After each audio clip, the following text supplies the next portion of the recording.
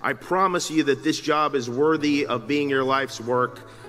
For years, you've worked insanely hard. You've sacrificed your social lives, relationships, and pulled who knows how many all-nighters. I am in awe of what you've done, and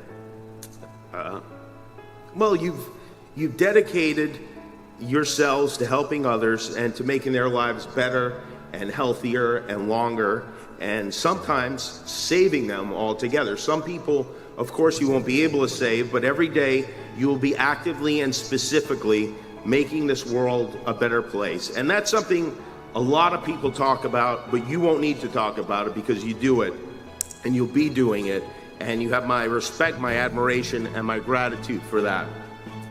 Medical care is something that we take for granted, but when my son was born with a life-threatening condition, a congenital heart defect, I saw that what you're doing is miraculous. And I thank Dr. Starnes again for all he did for our family.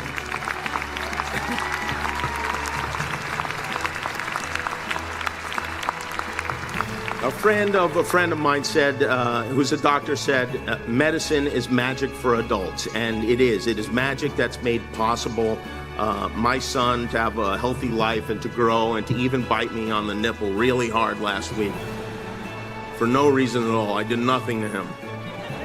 Medicine made that possible. Children's Hospital made that possible. You will make that possible for other parents. And as doctors, you will have not only the opportunities to speak out, but also the authority to speak out. And I hope that you will have the courage to, and I know you will. Because you didn't become doctors to help people who have the right insurance or can cover the copays.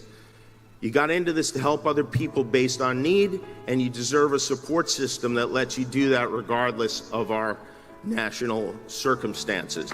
Make no mistake, you should still make a lot of money for doing it.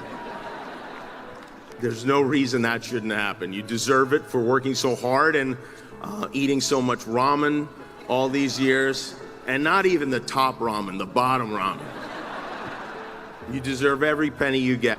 But do be kind, be compassionate, caring and understanding. Teach your patients. Doctor means teacher, right? Teach the techs and the students. Handle your fellow humans gently. And listen, that's really all we want, is we want a doctor to listen and act like he or she cares. We don't expect you to have all the, we do expect you to have all the answers. And by the way, after all the money you spent on school, you should have some of the answers, for sure. But if you don't, just fake it. We don't know what you're talking about.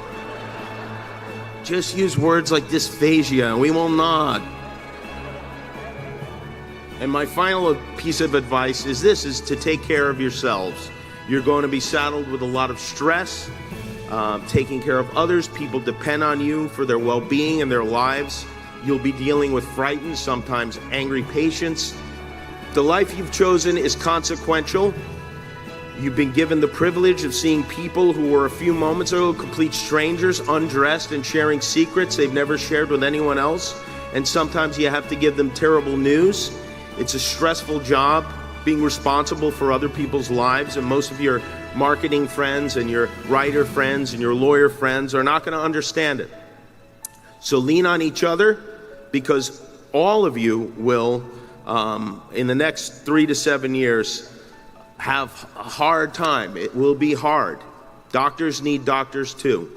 Take care of each other and find a way to make time for yourself. Thank you for listening. Thank you for devoting your lives to this noble profession. Thank you for all the hard work you've done and the hard work you're going to do. Nothing is more important than this. I promise you that this job is worthy of being your life's work. Thank you for helping others. And I don't know when the peace sign became fight on, but fight on.